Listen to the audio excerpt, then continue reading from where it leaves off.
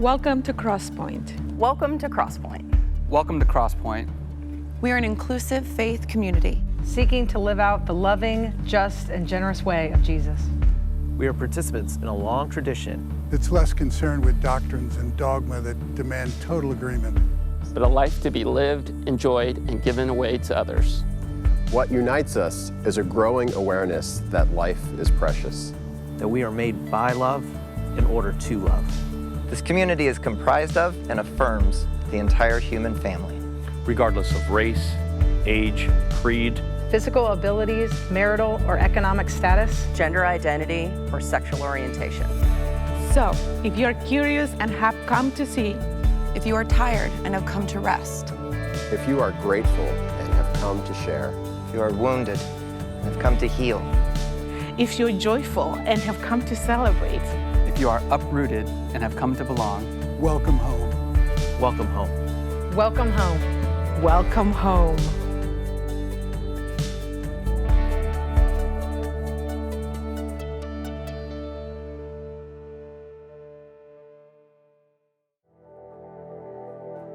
There are many ways we collaborate with each other to be the church we're called to be and to serve how we serve. And our contributing financially is one of the most important of those ways. If you want to help fund and sustain what we get to do together, go to crosspoint.org/contribute to see the many simple ways that you can do so. You can even text crosspointenc to 77977 to receive a link to get started now. Thank you for your partnership in the work we do together.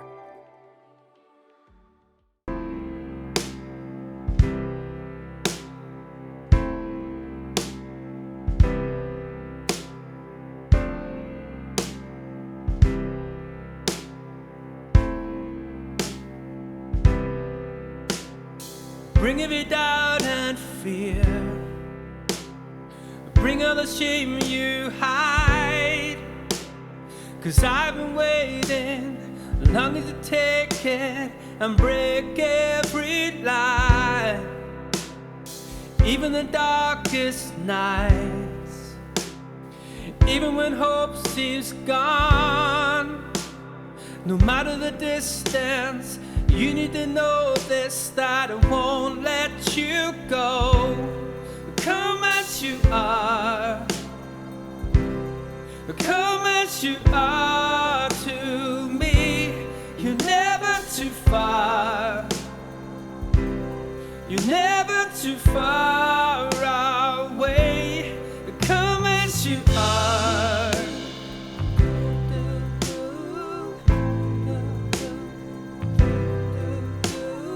You can find rest in me. You can find hope and peace. It's something to cling to.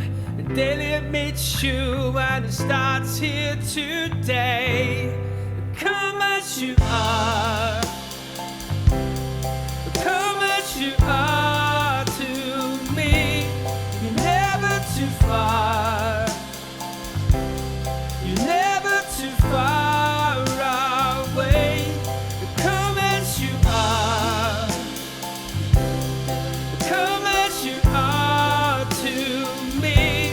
You're never too far. You're never too far away. Come as you are.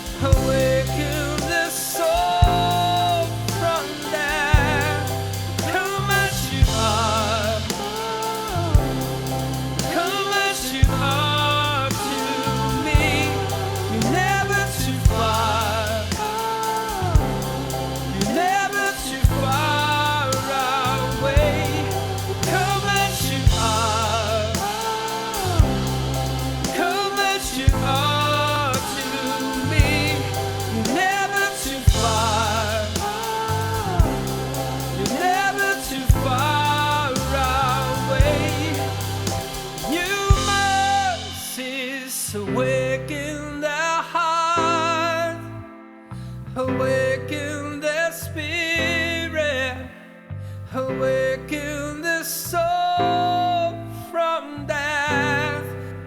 New mercies awaken the heart, awaken the spirit, awaken the soul from death. Come as you are.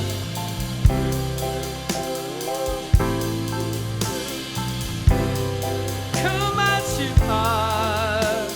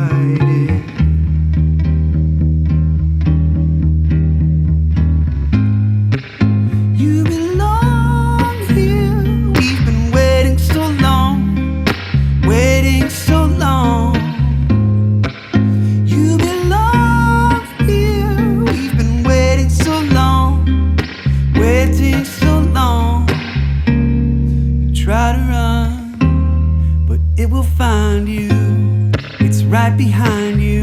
We've been chased by love. Lift up your eyes, turn down the noise, be where you are and let it all begin. You'd be a fool to fight it.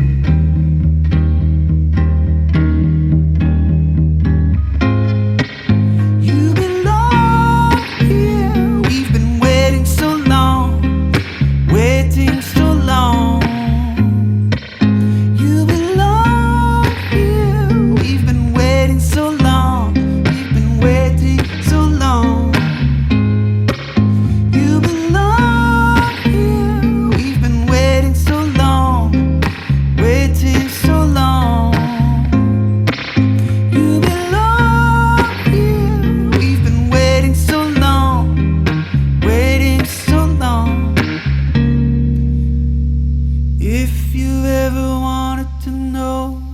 that you want it. If you've ever wanted to know that if you've ever know that you want it. It's something that I need you to know. If you've ever wanted to know that you want it. If you've ever wanted to know that if you ever wanted, well, know that you want it. It's something that I need you to know.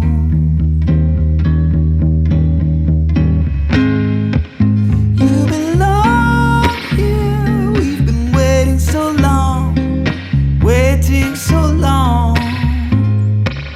You belong here. We've been waiting so long, waiting so long. You belong here. We've been waiting so long, been waiting so long. You belong here. We've been waiting so long, waiting so long.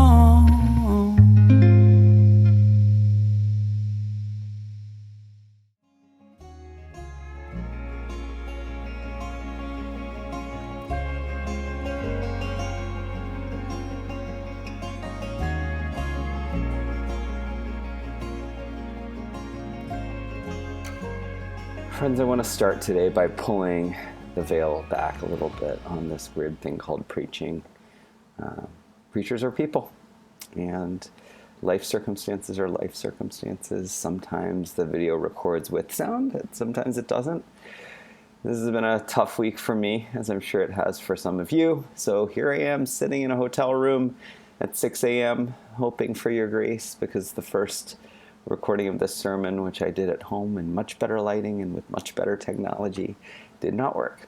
And now I'm on the road, hoping that this one will. And my body is aching, my soul is weary, and I'm guessing that some of you know something about that. I am feeling the need this week for a Savior who sees, who knows, and who understands the reality of being human.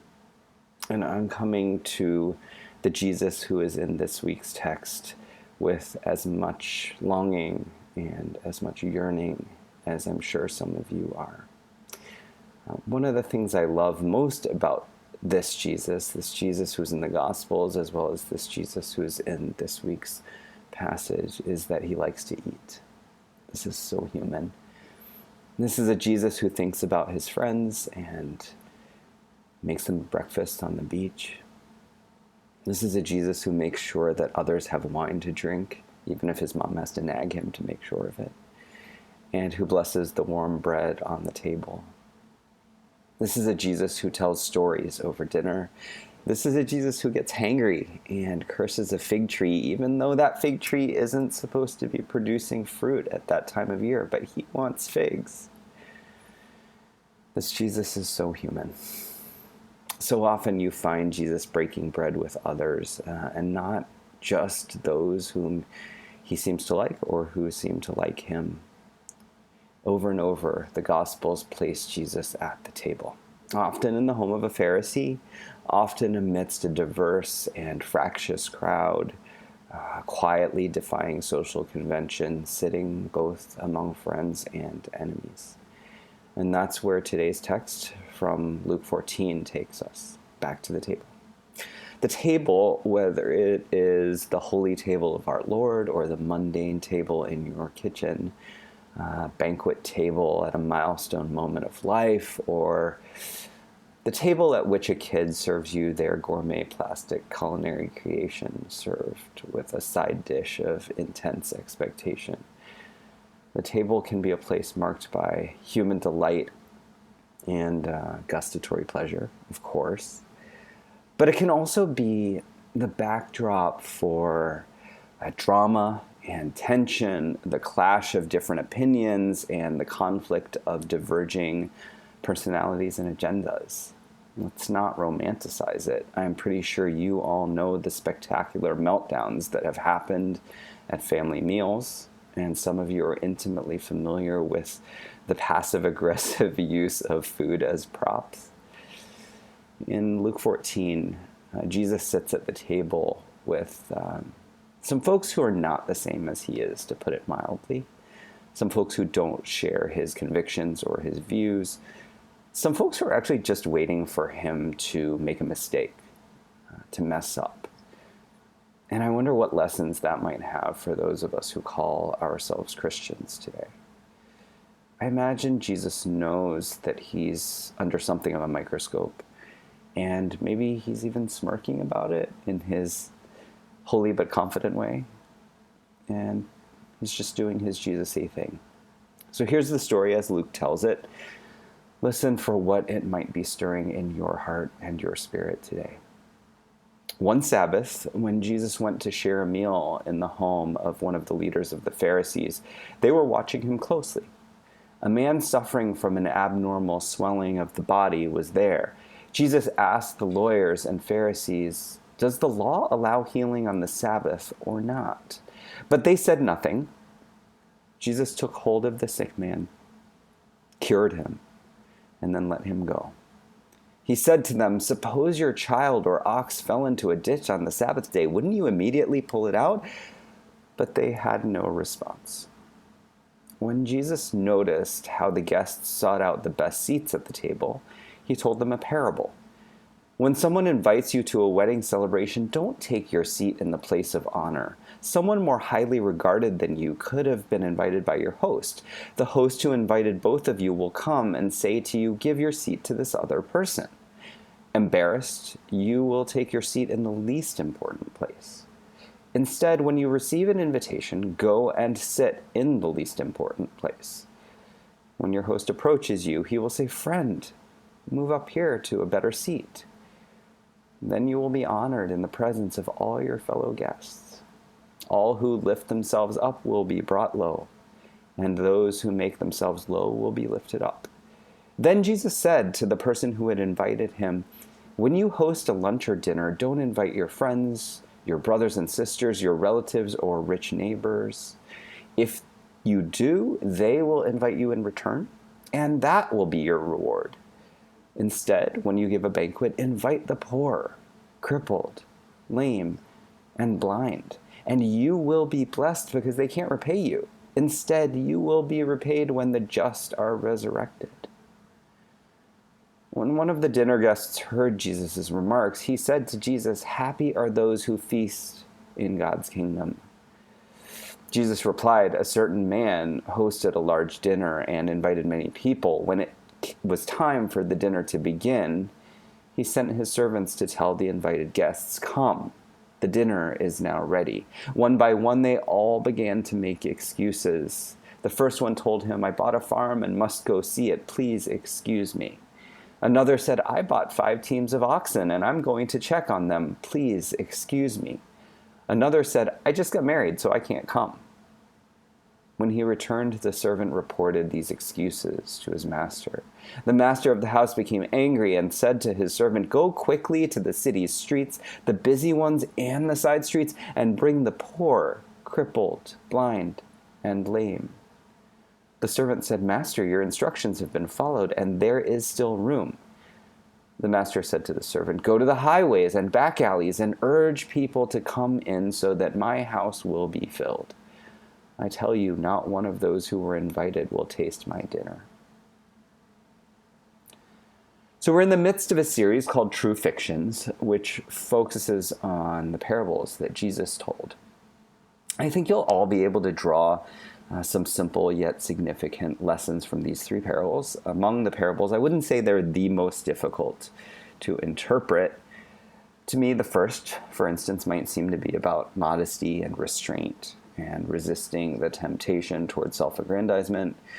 To me, the second and the third seem to be about our relational motivations as well as our attitudes toward those whom society typically looks down on, and anyone we, and I use intentionally the word we intentionally here because every single one of us does this in some form or another. Anybody we consider less than. Whom do we consider unworthy of our company or undeserving of a seat at our tables? Here's the thing about the parables, though. My reading of these parables might be different from your reading of these parables. We all misunderstand the parables if we think that they're designed solely to communicate a single, one-dimensional moral to the story. A parable isn't a problem to be solved alone, or a formula to be grasped individually, or a math proof to be worked out. A parable is a provocation. It is like that little grain of sand that gets inserted into an oyster that gently irritates it, but also instigates this process through which layer of nacre is added until eventually you have a beautiful pearl. Jesus was a provocateur. For him, a story was a beginning, not an end, an opening of a door, not the closing of one, an initiation of dialogue between his spirit and your soul, not an instruction in dogma. Jesus wasn't unique in this. In her excellent book, Short Stories by Jesus, the Jewish New Testament scholar Amy Jo Levine reminds us that parables weren't something that Jesus invented. By his time, they had been used by generation after generation to share wisdom and inspire thought and seed conversation around the table and within community. The Old Testament abounds with parables, and generation after generation of rabbi and layperson has wrestled within themselves and with one another about what they mean. That is, in a sense, what the life of faith, individual and collective, is, isn't it? The parables spur us toward questioning and wondering, debating and yearning, and all that questioning and wondering, debating and yearning, they reflect a heartfelt effort to understand what God might be doing in the world and what God might be up to within us. Given that, I wonder whether we fail to grasp something important about how Jesus taught if we treat the parables as if there were just one way to understand them. Jesus taught in parables because parables ask the hearer to enter into a space of imagination and creativity. They encourage empowerment and agency, and they honor each listener as not just a learner, but also a teacher. These true fictions weren't just instructions, they were invitations. Invitations that embolden you to engage with God without fear, to consider your conscience, and to ask, where's the good news? Where's the good news in this for me? Where's the good news in this for you? Where's the good news in this for our neighbors? So every story requires a teller. And in the case of the parables, obviously, that's Jesus. But for a story to come alive, for a story to be told, it must also have a hearer. In the case of the Gospels and its parables, we have multiple hearers, and indeed multiple generations of hearers. We have the hearers that are described in the text. In this case, imagine a diverse collection of people, some of whom know one another, some of whom don't, gathered around this table at a Pharisee's house on the Sabbath day for a meal. They're the ones who originally received Jesus' teaching.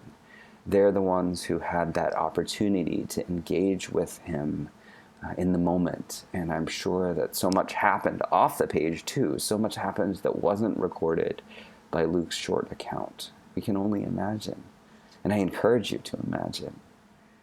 To think about those original hearers, to imagine how they might have received these stories, is to consider the context in which these parables sprang up. Luke tells us, for instance, that Jesus' first parable was inspired by what he observed right there at the table.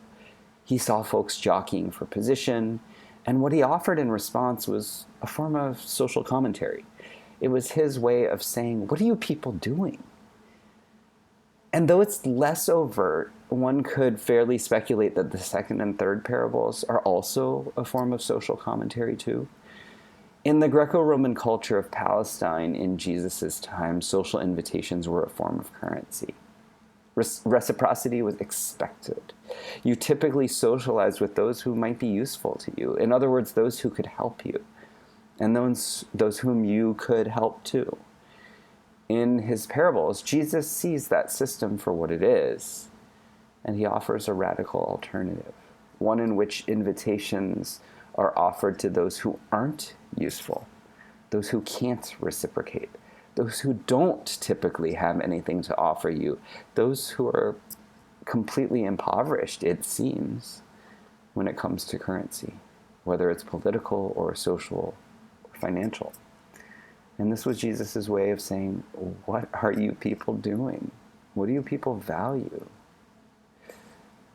But I also don't want to neglect what happens right before Jesus begins trotting out these stories, which is that he heals someone. That aspect of the context of these parables matters too. And I think it matters a lot. By healing, by acting before he even speaks, Jesus is framing his storytelling. He does before he teaches, and he's sending perhaps a subtle message about one layer of why these stories might matter. He teaches first by showing, and then he tells. All of this is about healing. All of this is about bringing wholeness. All of this is about taking what the world says is unworthy and what the world says is worthy, and upending those standards and those expectations, and pointing us to a view of life and value and prestige and power from a totally different perspective. All of this is about seeing the existing hierarchies and structures of the world for what they are, which is to say broken and worthless, and reminding the person with abnormal swelling in the body that it doesn't make him less than, and also suggesting to the people with abnormal swelling in the ego and the mind and the heart and their ideas that their worldview, their way of moving through the world might be worth some careful attention and reevaluation, and maybe some healing too. Which brings me to the other hearers, including all those who are receiving these stories through the experience of this text, which is to say you and me, as well as so many countless others over the millennia. We are the ones gathered around a different kind of table and around a different kind of meal. And this story offers us its own invitations too. Obviously, we benefit from time and space and distance such that we get to see a little bit of ourselves, if we want to, in the various characters around the table. I actually don't think it's such a bad exercise to run through the mental discipline of sitting for a brief moment in different characters' chairs. So imagine yourself as a guest at this meal. Maybe you've just arrived and you're wondering where you ought to sit and how you might be able to maximize this opportunity. Maybe you're tempted to take that empty seat at the right hand of that prominent, good-looking, successful person near, but not quite at the head of the table. She might be able to help you somewhere down the line. Maybe you find yourself a little restless and impatient with the whole scene, a little like Jesus maybe. Except that in your case, it's less because you're God incarnate, but because you're just insecure about being in the room. As I've turned this passage over in my heart and in my mind, I keep coming back to the person who has the abnormal swelling in his body, the one whom Jesus ultimately, honestly, and kind of embarrassingly singles out. I keep wondering about him, how he experienced all this. Yeah, of course it's great to be cured because that bloating has been not just annoying, but also pretty painful. But isn't it sort of humiliating that you go down in history as the person with abnormal swelling? Like, you don't even get a name, you're just the blob with that condition.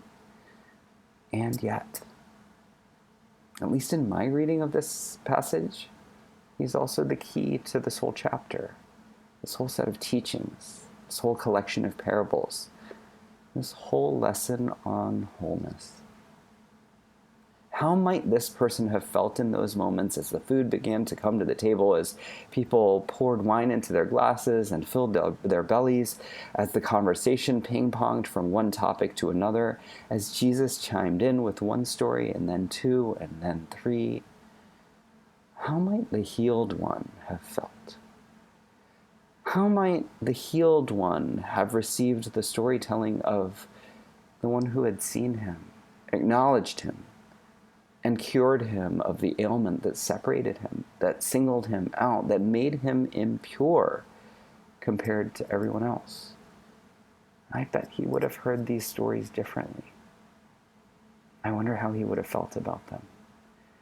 While some people at the table might have rolled their eyes in exasperation, that Jesus again, always with some story, always with some critique of what we need to change or how we ought to behave differently.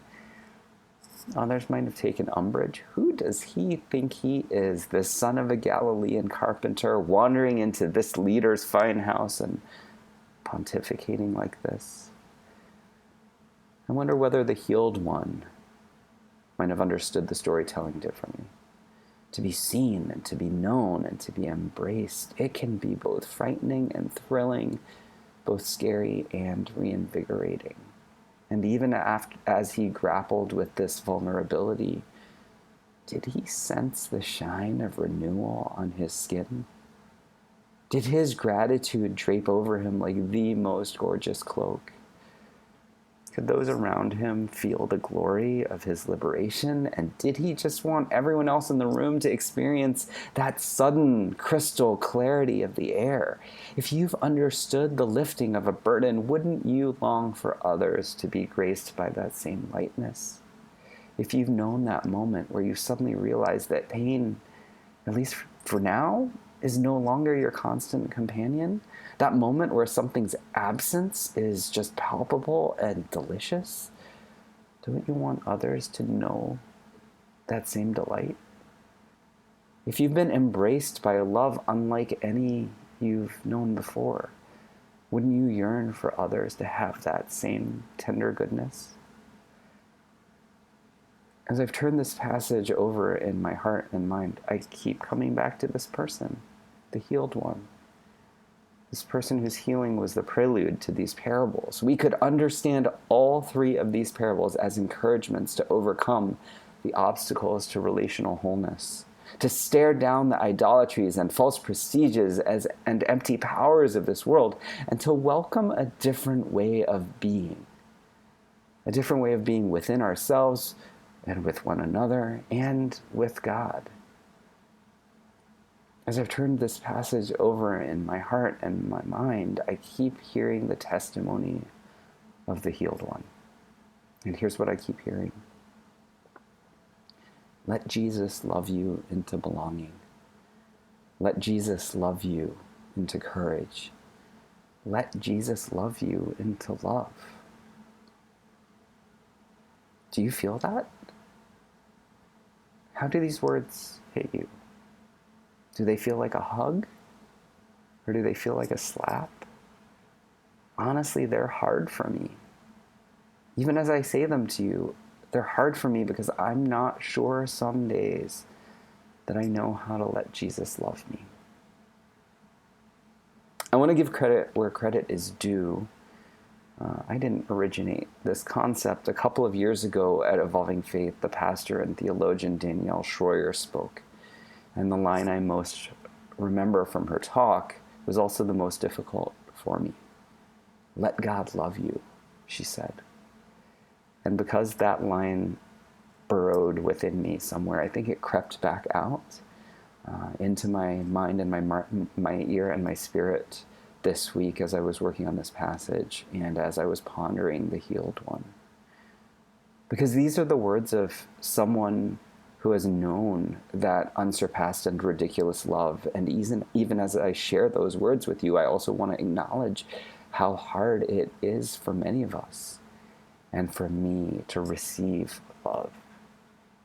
But whether it's aspiration or reality, I still want you to hear these words. Let Jesus love you into belonging. Let Jesus love you into courage. Let Jesus love you into love. How is it possible to do the things that Jesus suggests in these parables? In a world rife with self-promoters and self-proclaimed influencers, who chooses the most inconspicuous seat? In a society obsessed with wealth and perfection, with the glossy image and the shiny profile, How do you rebel against the systems and the hierarchies of power and prestige in a country that tells you you never have enough, and a culture that has definite opinions about who's worthy and who's not, and a society that has convictions about who deserves honor and praise and who doesn't? How do you think differently and feel differently and love differently and choose differently?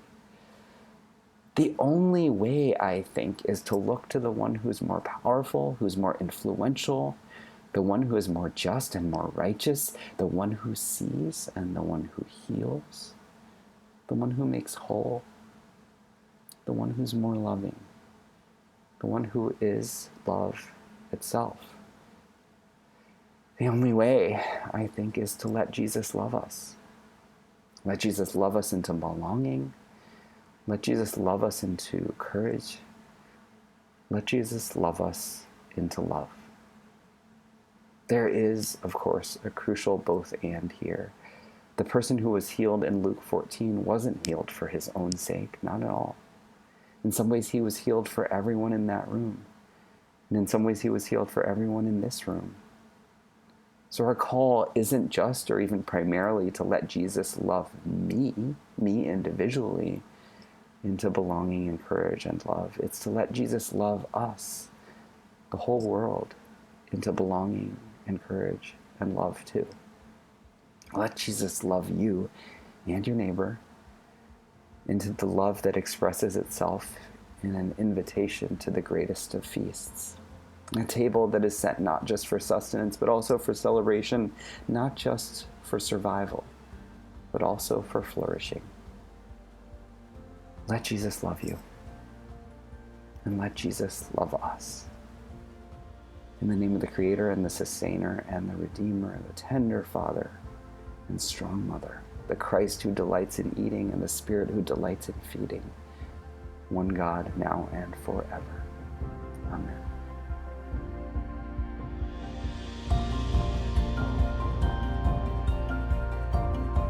Thank you for joining us today, and welcome home.